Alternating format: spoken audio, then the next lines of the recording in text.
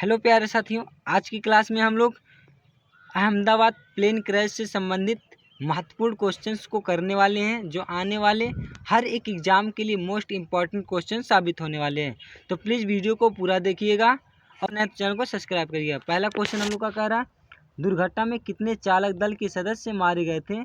तो कुल 12 सदस्य मारे गए थे। ऑप्शन नंबर सी हमारा राइट आंसर हो जाएगा।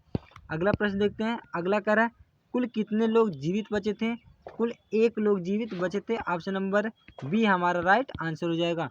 अगला प्रश्न कह रहा है कि दुर्घटना स्थल पर कितने बॉडी बैग का उपयोग किया गया था? तो कुल लगभग 300 से अधिक बॉडी बैग का उपयोग किया गया था। ऑप्शन नंबर डी हमारा राइट आंसर हो जाएगा। अगला प्रश्न देखते हैं।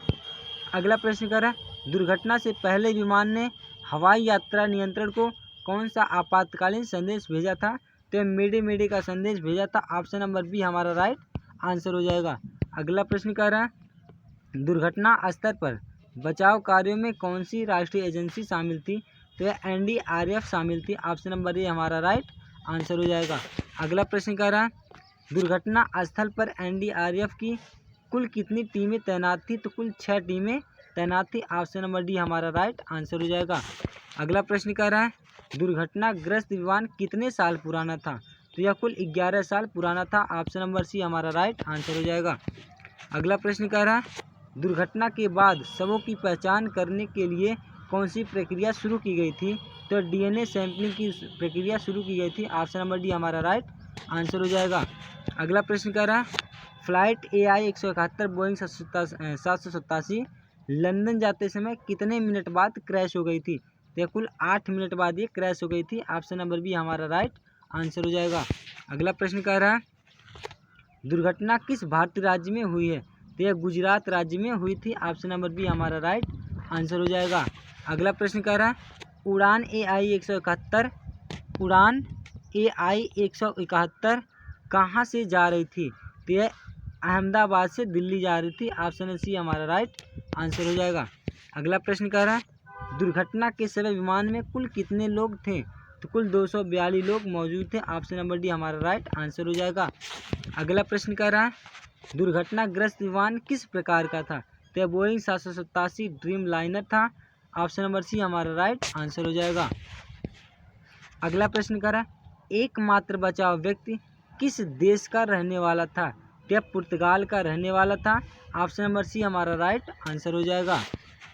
अगला प्रश्न कह रहा है, एकमात्र बचे जीवित व्यक्ति का क्या नाम था? तो उनका नाम विश्वास कुमार रमेश था। ऑप्शन नंबर डी हमारा राइट आंसर हो जाएगा। अगला प्रश्न देखते हैं। अगला प्रश्न का, दुर्घटनाग्रस्त में लगभग कितने लीटर पेट्रोल था? यानी दुर्घटनाग्रस्त विमान में लगभग कितने लीटर पेट्रोल था? यह लगभग 1.45 लाख के करीब था, यानी 1,45,000 लीटर के करीब पेट्रोल था। अगला प्रश्न देखते हैं। अगला प्रश्न कह रहा है, विमान में भारतीय नागरिकों की संख्या कितनी थी? तो विमान में कुल 169 लोग शामिल थे। ऑप्शन नंबर सी हमारा राइट आंसर हो जाएगा। अगला प्रश्न कह रहा है, विमान में पुर्तगाली नागरिकों की संख्या कितनी थी? तो विमान में कुल 7 पुर्तगाली नागरिक थे। ऑप्शन नंबर ए हमारा राइट आंसर हो जाएगा। अगला प्रश्न कह रहा है, विमान में ब्रिटिश नागरिकों की संख्या कितनी थी? तो विमान में कुल 53 ब्रिटिश नागरिक थे। ऑप्शन नंबर बी हमारा राइट आंसर हो जाएगा। अगला प्रश्न कह रहा है, किस पूर्व भारतीय मुख्यमंत्री की दुर्घटना में मृत्यु हो गई थी? तो विजय रूपाणी जी का दुर्घटना में मृत्यु हो गया। दोस्तों, अगर वीडियो अच्छा लगा हो तो वीडियो को लाइक करिएगा। इस चैनल को सब्सक्राइब जरूर करिएगा। मिलते हैं अगली क्लास में। आज के लिए बस इतना ही। धन्यवाद।